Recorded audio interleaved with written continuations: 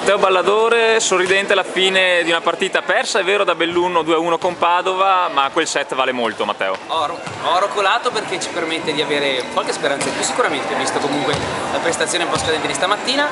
Se noi riusciamo a fare questi 3 punti possiamo giocarcela su secondo, terzo, quarto posto. Una formazione la tua che è andata in crescendo, perso il primo set a 10, poi perso a 18 il secondo e poi... Allora, sì, il primo set dovevo fare 2 prove per vedere se riuscivamo a marginare un pochettino i loro centrali.